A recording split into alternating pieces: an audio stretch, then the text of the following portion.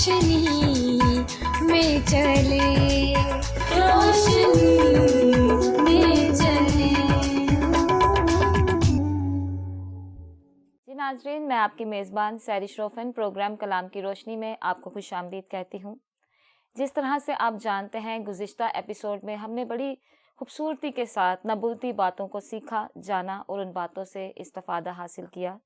میں سمجھتی ہوں کہ آج کے دور میں مکاشفہ کی کتاب، جو کہ نبوتی کتاب ہے، اس کتاب کے بارے میں ہر ایماندار کو جاننا، سیکھنا اور ان باتوں کو سمجھنا بہت ضروری ہے۔ جس طرح سے ہم نے گزشتہ ایپیسوڈ میں ہم نے وقت کے بارے میں سیکھا کہ وقت نزدیک ہے، اور بھی بہت سی باتوں کو سیکھا، اور اسی گفتگو کو آگے آج بڑھاتے ہوئے ہم اور مزید باتوں کو سیکھیں گے، جانیں گے اور ان باتوں سے استفادہ حاصل کریں گے۔ آج ایک بار پھر میرے ساتھ محترم عالی جناب پادری عزیز انور صاحب ہیں۔ پادری صاحب، آج کے ایپیسوڈ میں آپ کو خوش آمدید کہتی ہوں۔ بہت شکریہ شہرش کہ آپ نے ایک بار پھر اس پروگرام کا آغاز کیا ہے، تاکہ ہم نئے عہد نامہ میں جو واحد نبوتی کتاب ہے اس کے تعلق سے ہم سیکھ سکیں، کیونکہ اس کے بارے لوگ بے شمار سوال رکھتے ہیں، جی اور ان سوالوں کے جواب جب ان کو نہیں ملتے تو پھر وہ غیر مطمئن ہو کر گو کی حالت میں چلے جاتے ہیں، اور پھر ایمان متزلزل ہو جاتا ہے۔ جی سو میں شکر گزار ہوں آپ کے ادارے کا، آپ کا، کہ آپ نے اس کتاب کے تعلق سے ان سچائیوں کو سیکھنے اور سکھانے کا یہ پروگرام بنایا ہے۔ جی پادری صاحب، آج کا پہلا سوال آپ سے پوچھنا چاہوں گی کہ ہمیں کچھ معلومات افسس کی کلیسیا کے بارے میں بھی بتائیں، اور آج پاکستانی کلیسیا اس حوالے سے اپنے لیے کیا سیکھ سکتی ہے، اس کے بارے میں بتائیے گا۔ ہاں، بہت شکریہ۔ جب ہم دوسرے باب کا آغاز کرنے کو ہیں، جس میں افسس کی کلیسیا کے فرشتہ کو یہ لکھ، تو میں سمجھتا ہوں کہ بہت ضروری ہے کہ پہلے ہم افسس کے بارے میں سیکھیں۔ خداوند یسوع نے اس نبوت میں جو خط لکھا ہے اس کا آغاز افسس سے کیا ہے۔ جی اس کا سبب کیا ہے، میں سمجھتا ہوں یہ جاننا بہت ضروری ہے۔ پہلی بات تو ہے، میں نے پچھلی دفعہ آپ کو بتایا تھا کہ پہلے باب کی 19 آیت میں اس کتاب کو 3 حصوں میں تقسیم کیا گیا ہے۔ جی اس میں پہلی بات یہ تھی کہ جو باتیں ہیں، وہ باتیں جو یوحنا اپنی آنکھوں سے دیکھ رہا تھا، یعنی پہلے باب میں اس نے مسیح خداوند کے خد و خال اور ان کی جلالی حیثیت اور صورت کے بارے جو دیکھا، ان کو اس نے درج کیا۔ جی اور پھر دوسری بات وہاں یہ لکھی ہے 19 آیت میں، اور جو باتیں تو دیکھتا ہے، کیا دیکھ رہا ہے؟ اس وقت یوحنا کے دور میں کلیسیاؤں کا ایک بہت بڑا کہہ لیں مقام تھا، جو کہ بشارت کے کام میں دن رات مشغول تھی۔ اور تیسری بات اس میں اس نے یہ کہی تھی خداوند یسوع نے کہ جو آنے والے وقت میں ہونے والی ہیں، اور پھر ان کا آغاز 4 باب سے لے کر 22ویں باب تک جاتا ہے، جس میں 3 باب کے بعد کلیسیا خدا کے کلام یا مکاشفہ کے طالب علموں کی نظر میں کلیسیا 4 باب میں آسمان پر اٹھا لی جاتی ہے، اور پھر ایک نیا دور شروع ہو جاتا ہے جسے رپچر کا دور کہتے ہیں انگلش میں، جی یا مصیبت کا دور کہتے ہیں۔ افسس جو ہے یہ ایشیا کوچک میں جی ایک بہت بڑی بندرگاہ ہے۔ موجودہ ترکی جو ہے جی ایشیا کوچک کا اس وقت یہ دارالخلافہ تھا، جی اور افسس کا مطلب ہے دلدار اور محبوبہ۔ افسس کا مطلب یہ ہے پیارا یا عزیز۔ اب میں سمجھتا ہوں کہ اس نام کی مناسبت سے یہ کلیسیا کو لکھا گیا خط بالکل انتہائی معقول نظر آتا ہے۔ یہ ایسی بندرگاہ تھی کہ جہاں दौलत की फरावानी थी और यहाँ तीसरे बिशारती सफ़र पर मुक़द्दस पौलुस आया और यहाँ वो 2.5 साल तक, कुछ मुसन्निफ़ीन कहते हैं 3 साल, कुछ कहते हैं 2.5 साल, पर मैं 2.5 साल के साथ मुत्तफ़िक़ हूँ। मेरा मुताला ये कहता है कि वो 2.5 साल यहाँ रहे। अकुला और परसिकला और इन लोगों के साथ उन्होंने रहे। फिर तिमोथियस उनके साथ था, फिर अपुल्लोस उनके साथ था। तो वहाँ उन्होंने 2.5 साल लिखा जो है पाक कलाम के मुताबिक। जब हम इफिसस के ख़त का मुताला करते हैं तो लिखा है आंसू बहा बहा कर इस शहर में उन्होंने मुनादी की और एक बड़ी ज़बरदस्त ईमान में मजबूत और बेदार कलीसिया ने उस शहर में जन्म लिया। इस कलीसिया में या इस शहर में जो पौलुस के लिए और खुदा के खादमों के लिए सबसे बड़ी रुकावट थी, वो थी कि ये शहर मसीह खुदावंद से तकरीबन 3 सदियां पहले ये बसाया गया था। और इस शहर में अर्तिमस देवी का मंदिर था, जिसे लातीनी ज़ुबान में डियाना कहते हैं। चूंकि उसका मंदिर था और मंदिर के अंदर हर किस्म की बदी और बुराई जो थी वो जायज़ भी थी और सवाब भी समझा जाता था, जिससे देवी जो थी वो खुश होती थी। और उसके अंदर जो लोग जाते थे उनकी एक ये आदत भी थी कि वो उसके हजूर नजराने लेकर जब जाते तो सोने के या चांदी के, वहाँ रुपहले लिखा है, सोने और चांदी के डियाना देवी के या अर्तिमस देवी के वो छोटे छोटे मुजस्समे बनाते थे। अच्छा। और वो वहाँ जाकर उनको चढ़ावे के तौर पर या नजराने के तौर पर गुजराते थे। सही। वहाँ 1000 के करीब लड़कियां थी जो उनकी जुबान में तो उस मंदिर की खादमाएं थी या देवदासियां थी। सही। यूनानी में उनके लिए जो लफ्ज आया है वो है हेरल्ड्स, जो मंदिर में ही रहती थी, जो जब आ जाती थी, जब उनके पेरेंट्स या खुद या जैसे भी वो जो गेट से अंदर आ जाती थी, फिर उनका जीना मरना वो मंदिर ही था। अच्छा। फिर वो वहां से नहीं जाती थी। ठीक। और फिर जो लोग वहां आते थे वो बदकारी के लिए इस्तेमाल होती थी। सही। जिससे देवी खुश होती थी और उनके जो बच्चे पैदा होते थे, बदकारी की जो औलाद थी, वो भी उसी मंदिर के अंदर जो जिम्मेदारियां उनको उनके मतवली देते थे, जो मंदिर के जो मालिक थे, वो जो उनके पुरोहित थे उनको देते थे, वो करते थे, खा वो कोई भी हो, अच्छी हैं या बुरी है। तो उस मंदिर के अंदर जुआ खेलना जायज था, हरामकारी जायज थी, हर तरह के बुरे काम, हर तरह की बुराई, शराब नोशी, ये सब न सिर्फ जायज थी बल्कि देवी खुश होती थी। जब पौलुस ने वहाँ 2.5 साल खिदमत की तो फिर एक बड़ी ज़बरदस्त कलीसिया, बेदार कलीसिया वहाँ पर कायम हो गई। और जब बेदार कलीसिया यहाँ पर कायम हो गई तो फिर नतीजा ये निकला कि इफिसस के अंदर अगर आप अमाल की किताब का मुताला करें जी, तो वहाँ दिमित्रियस सुनार जो थे उनका वो प्रेसिडेंट था यूनियन का। तो उसने बलवा करवा दिया और उसने फिर पौलुस को वहाँ से छोड़कर जाना पड़ा। सबब ये था कि अब लोग मंदिर में रुपहले मुजस्समे नज़र करने की बजाय بت پرستی، حرام کاری، زنا کاری چھوڑتے جا رہے تھے، نشے چھوڑتے جا رہے تھے، صحیح ہر بدی جو تھی اس کو وہ چھوڑ رہے تھے۔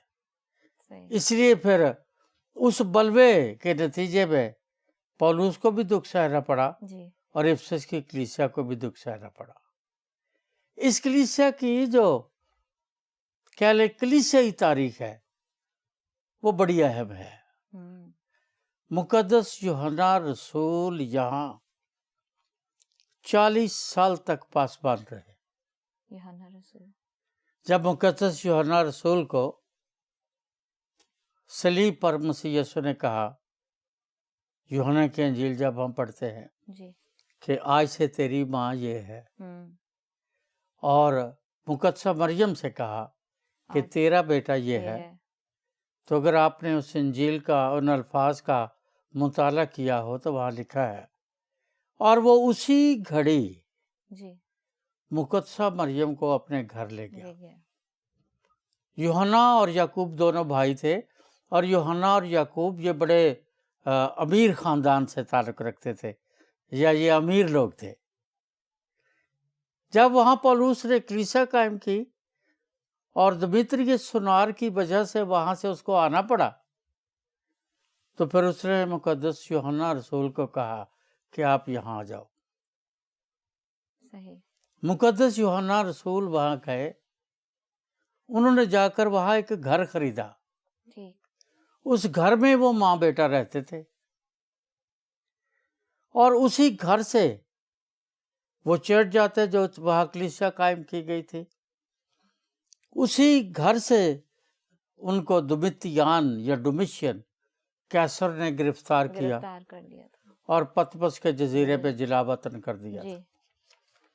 تیموتھیوس اور تیتس اور فلیمون اور یہ سلاس یہ یوحنا کے ساتھی تھے، ہم خدمت اکولا اور پرسکلا جی یہ سب ان کے ساتھی تھے، ٹھیک اور ان کو اٹھا کر کلیسیا کے نوجوان مقدس یوحنا کو اتوار کی عبادت میں لے جاتے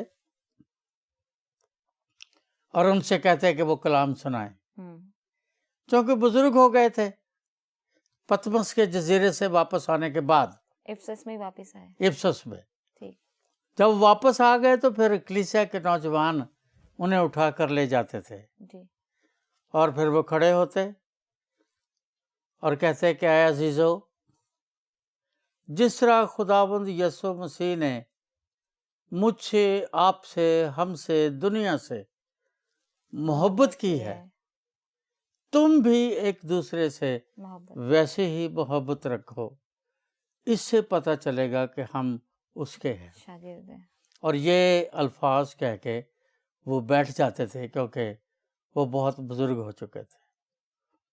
وہ 85 سال کے تھے ہوں جب یہ انہوں نے مکاشفہ کا کہ نبوتی کتاب تحریر کی ہے۔ صحیح تو اس لیے افسس شہر کی جو کلیسیا ہے، اس کے بارے جب ہم افسیوں کے خط کا مطالعہ کرتے ہیں تو مقدس پولس نے چونکہ وہ کلیسیا قائم کی تھی، پہلی بار نئے عہد نامہ میں متی سے لے کر پہلی بار لفظ کلیسیا کے جو عقائد ہے، جو اس کے ڈاکٹرنس ہیں، اس کا جو عقیدہ ہے، ایماندار کیسے ہونے چاہیے، کیسے نہیں ہونے چاہیے، ان کی ذاتی زندگی، ان کی معاشرتی زندگی، ان کی خاندانی زندگی کیسی ہونی چاہیے، ہوں وہ مقدس پولس نے پہلی بار افسس کے خط میں لکھا۔ ہوں تو یہ افسس کی کلیسیا جو ہے یہ انتہائی معتبر کلیسیا تھی، اور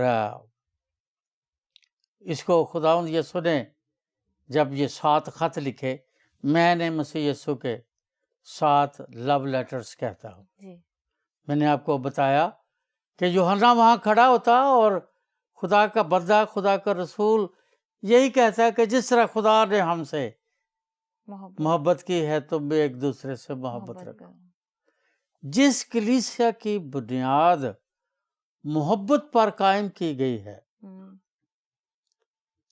اس سے شکوہ بھی تو یہی ہو سکتا ہے۔ محبت کیا ہے؟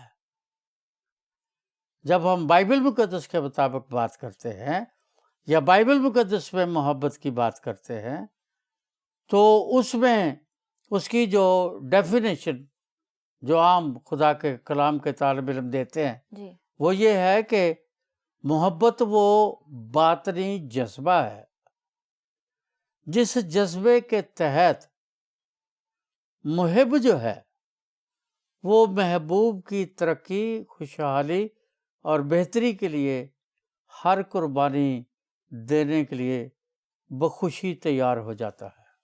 کلیسیائیں اپنے رتبے اور کے مطابق کوئی کلیسیا نہ کوئی بڑی ہے نہ کوئی چھوٹی ہے، صحیح، اپنی حیثیت کے اعتبار سے کوئی چھوٹی بڑی نہیں ہے۔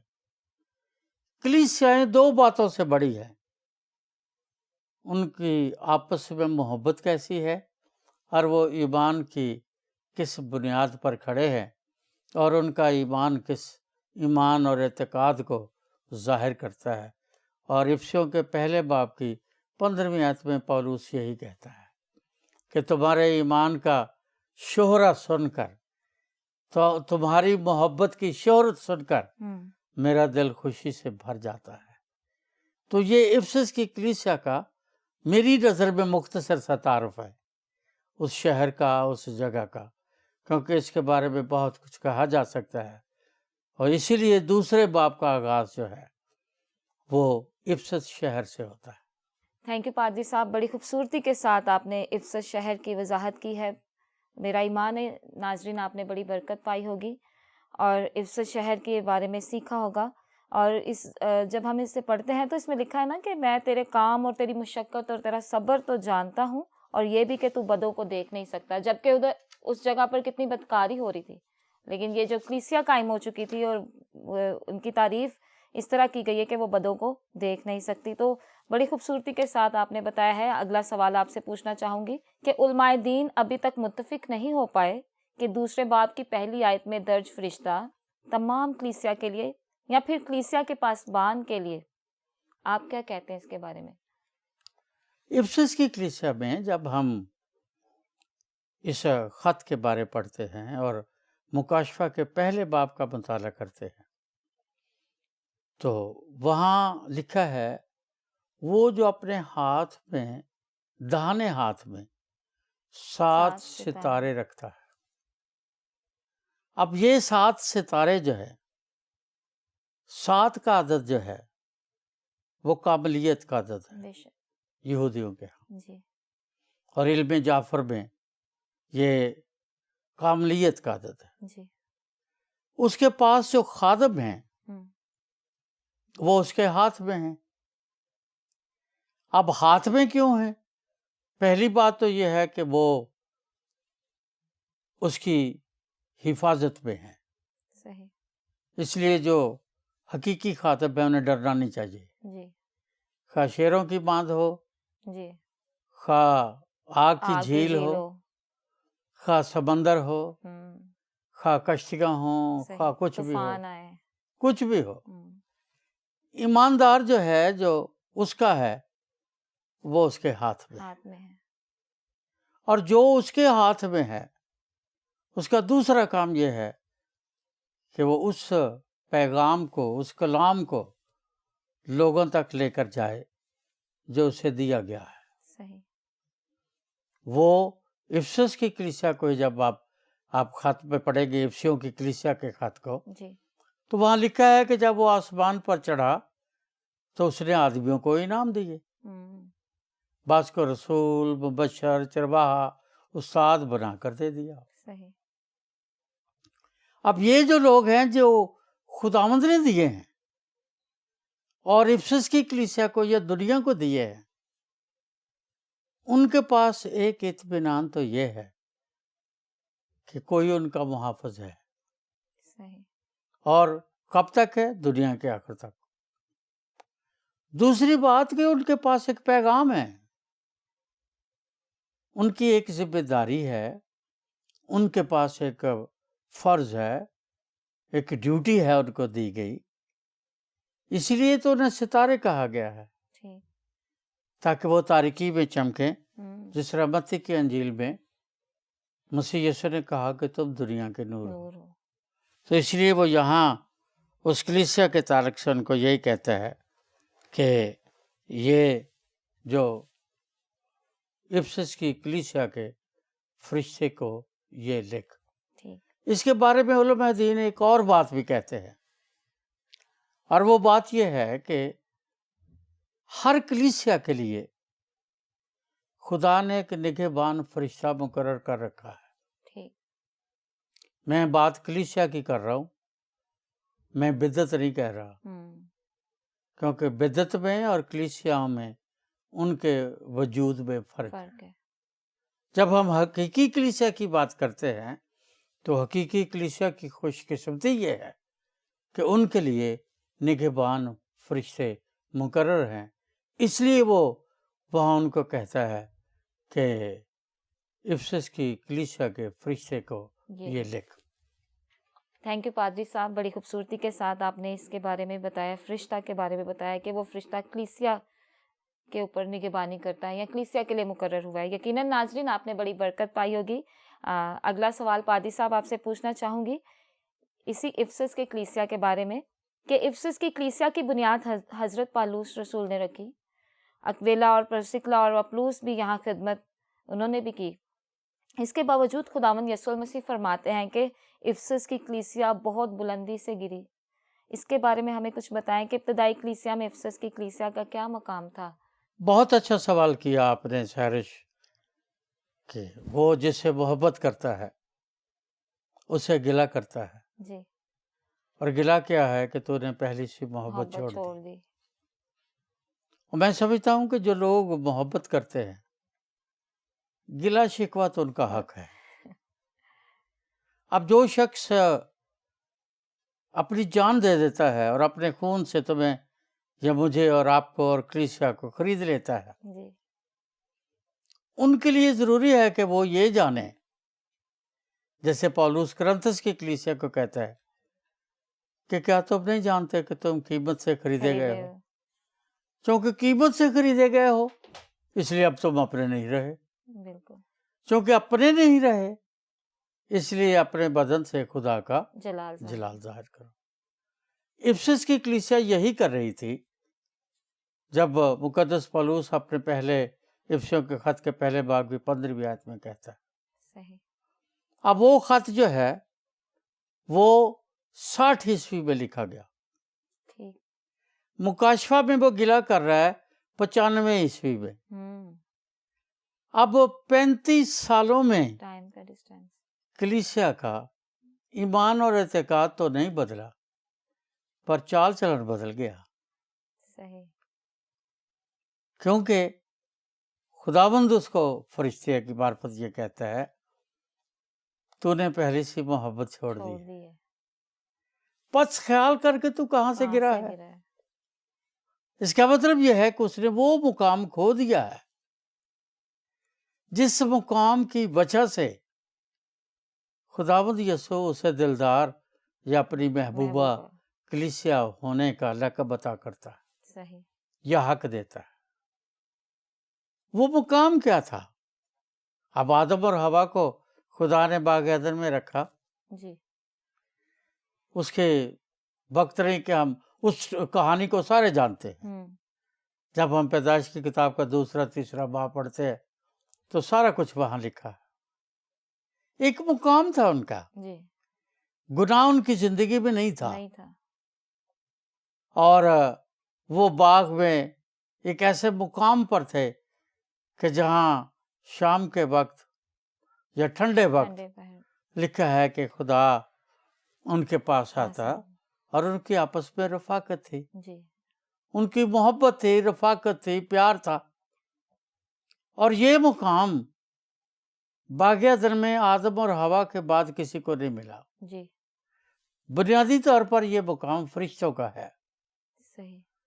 मुकाशफा की ही किताब हमें बताती है कि फरिश्ते उसके हुजूर खड़े रहते और कुद्दूस कुद्दूस पुकारते हैं। बिल्कुल। ये मुकाम फरिश्तों का है, ये मुकाम बुजुर्गों का है, یہ مقام انبیاء کا ہے، یہ مقام رسولوں کا ہے جو خداوند کے پاس آسمان پر ہیں، اور اس مقام تک جب خداوند ان کو لے کر جاتا ہے تو پھر وہ یہ توقع نہیں کرتا کہ یہ اس مقام سے گر جائیں گے، اور افسس کی کلیسیا نے یہی کیا۔ اب انہوں نے ایمان اعتقاد نہیں چھوڑا، محبت میں کمی آ گئی، پہلی سی محبت چھوڑ دی۔ اس کا مطلب کمی محبت میں آئی ہے، کمی ایمان اعتقاد یا ڈاکٹرنس میں نہیں آئی۔ اور یہ بالکل آج بھی سچ ہے کہ کلیسیاں بڑے جوش کے ساتھ کام شروع کرتی ہے، اور پھر وقت کے ساتھ ساتھ ان کے سارے کاموں پر اوس پڑتی جاتی ہے، اور پھر ایسا ایسا کام ٹھنڈے ہو جاتے ہیں، خادم ٹھنڈے ہو جاتے ہیں، خادمائیں ٹھنڈی ہو جاتی ہیں، اور پھر خدا کا منصوبہ لگتا ہے ناکام ہو گیا ہے۔ وہ ناکام نہیں ہونے دیتا، لیکن چراغ دان کو اس کی جگہ سے ہٹا دیتا ہے۔ منصوبے خدا کے فیل نہیں ہوتے، لیکن جن کے ذمہ داری ہوتی ہے ان کو وہ تبدیل کر دیتا ہے۔ کام کبھی نہیں رکتا، کام تو خدا کبھی نہیں رکتا، کسی اور کو وسیلہ بنا دیتا وہ تو اس کے پاس بے شمار لوگ ہیں جی جن کو ہم نہیں جانتے۔ جی اور رہی بات ہے کہ پہلی سی محبت جو انہوں نے ترک کر دی، وہ کیا تھی، وہ پھر وقت کے ساتھ میں ضرور آپ کو بتاؤں گا۔ تھینک یو پادری صاحب، بڑی خوبصورتی کے ساتھ آپ نے اس کے بارے میں بتایا ہے کہ جس طرح محبت کے بارے میں بتایا کہ چال چلن میں فرق آ گیا تھا۔ آج بھی ایسا ہوتا ہے کہ ہم بہت سے لوگوں کو دیکھتے ہیں خدمت میں آگے بڑھتے ہیں، لیکن جیسے جیسے آگے بڑھتے ہیں حالات اور واقعات اور مصیبتیں اور پریشانیاں ان کو پیچھے کر دیتی ہیں۔ تو جبکہ خدا نے ان کی تعریف بھی کی ہے، میں تیری محنت کو، میں تیری مشقت کو، میں تیرے صبر کو جانتا ہوں، تو بدوں کو دیکھ نہیں سکتا، تو تب بھی تو نے اپنی پہلی سی محبت چھوڑ دی۔ تو یقیناً ناظرین آپ نے آج کے اس ایپیسوڈ سے بڑی برکت پائی ہوگی۔ باتیں تو اور بھی بہت سی ہیں، سوالات اور بھی بہت سے ہیں، لیکن وقت ہمیں اجازت نہیں دے رہا۔ ہم اسی گفتگو کو اگلے ایپیسوڈ میں جاری رکھیں گے، ان باتوں کو سیکھیں گے اور ان باتوں سے استفادہ حاصل کریں گے۔ آج کے اس ایپیسوڈ میں اگر کوئی آپ کے مائنڈ میں کوئی سوال ہو تو آپ اسکرین پر دیے گئے نمبر پر ہم سے رابطہ کر سکتے ہیں۔ آج کے اس ایپیسوڈ میں مجھے اور پادری صاحب کو اجازت دیں۔ خدا حافظ۔ آؤ ہم خداوند کی روشنی میں چلے، روشنی